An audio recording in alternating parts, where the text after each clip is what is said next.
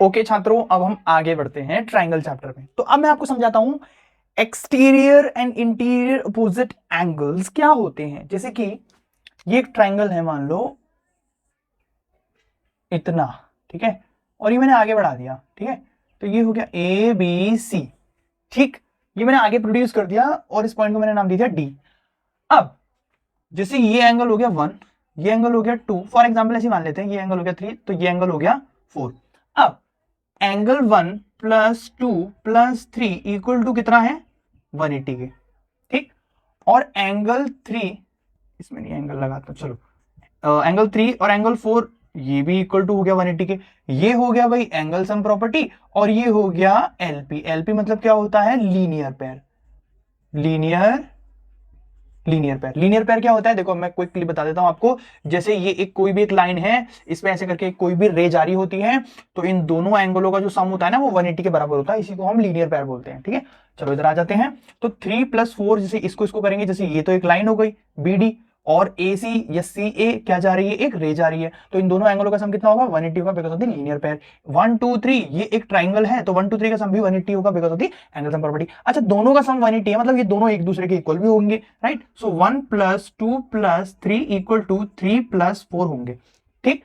अब देखो 3 को अगर मैं वहां लेकर जाऊं, सो 1 + 2 इक्वल टू 3 प्लस ये यहां आएगा तो माइनस का 3 बन जाएगा, ठीक है। तो ये हो गया, इसको मैं कर लेता हूं, ये तो प्लस का रहा, ये यहां आके माइनस का 3 बन जाएगा, और ये प्लस का 4।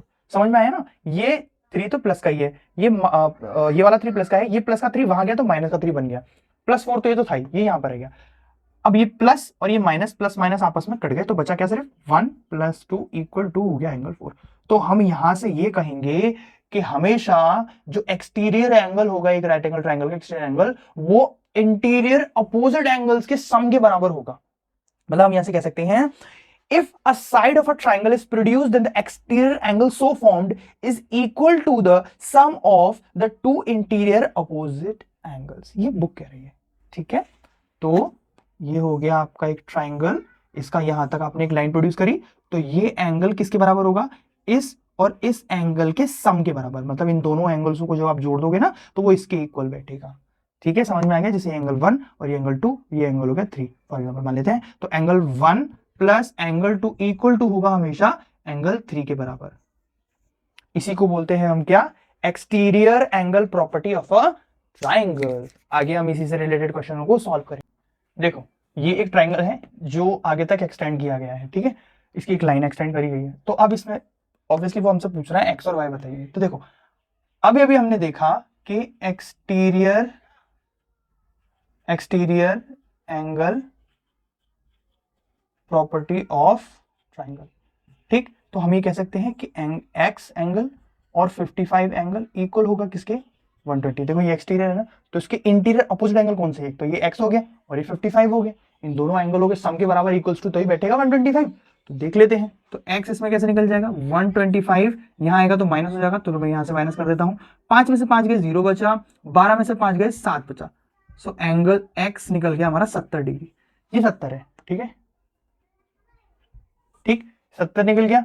इसके बाद में 55 + 70 plus angle y equal to होगा 180 है, because of angle sum property. भाई ये वाला ट्राइंगल ले लेंगे तो इससे y निकल जाएगा। कितना इजी है यार, आराम से निकल गया। 7 2 और 5 हो गए आपके 12, 5 और 0 हो गया 5 ही, plus angle y equals to 180, angle y equals to 180 minus 125, minus कर लेते हैं।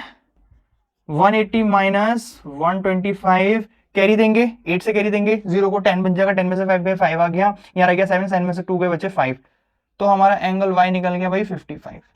इजी, ठीक। आगे बढ़ते हैं।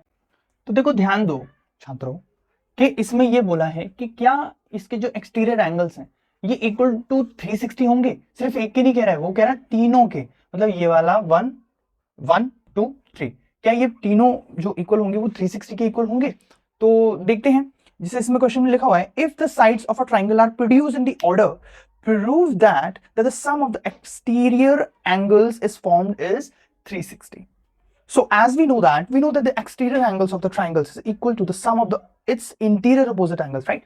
So हम लिख सकते हैं angle 1 equal to एंगल 1 जो होगा वो इन दोनों के सम के बराबर होगा, मतलब angle A plus angle B, right. इसके बाद एंगल 2 जो होगा वो इन दोनों के सम के बराबर होगा, मतलब angle B plus angle C. ऐसे ही एंगल जो 3 होगा जो इस दोनों के एंगलों के बराबर होगा, सम के बराबर, angle A plus angle C. ठीक, अब देखो, अब जब हम इन दोनों को सम करते हैं, राइट, जब हम इन दोनों को जोड़ते हैं तो ये तो हो जाएगा angle 1 plus angle 2 plus angle 3 equal to, जब इन दोनों का सम करते हैं, देखो 2 बार ए है, 2 बार बी है, 2 बार सी है, तो हम लिख सकते हैं twice of angle A plus angle B plus angle C. ठीक है, लिख सकते हैं ना। अब ये 1 2 3 एंगल हो गए, एंगल 2 मल्टीप्लाई इस पूरे एंगल से हो रहा है, ये ए बी सी क्या है, ये एक ट्राइंगल के इंटीरियर एंगल्स है, तो इसकी जगह हम क्या लिख सकते हैं, 180 लिख सकते हैं। So angle 1 plus angle 2 plus angle 3 equals to 18 दूनी 36, ये हो गया 360।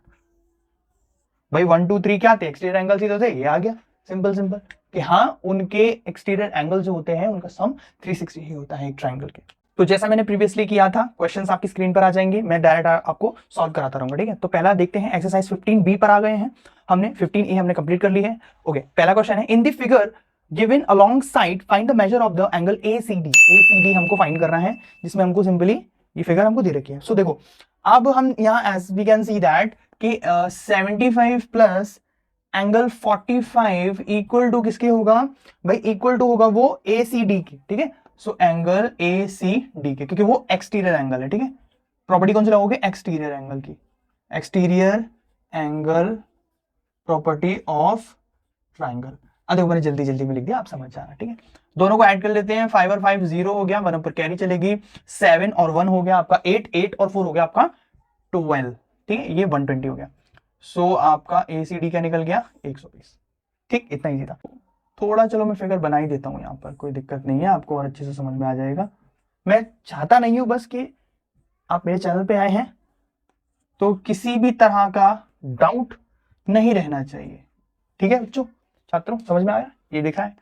तो x प्लस 68 इक्वल्स टू कितना होगा, 360, because of the exterior angle property of triangle.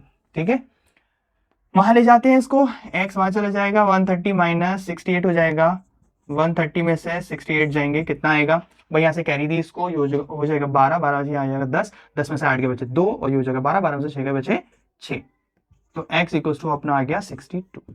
ठीक, अब ये अगर 62 आया है तो इसको निकालना तो बहुत आसान हो गया हमारे लिए। ठीक है, तो 68 plus 62 plus angle y equal to कितना होगा, 180, because of the angle sum property, right. इन दोनों को ऐड कर लेंगे, 8 और 2 10 की 2, 8 और 2 हो गए 10, 10 की 0 से लेगी 1, 6 और 6 हो गया 12, और 1 हो गया 13, 130 plus y equals to 180। So angle y equals to 180 minus 130, angle y equals to 180 में से 130 जाएंगे तो आपको बचेंगे 50, तो ये हो गया एंगल 50। इजी, आगे बढ़ते हैं हम।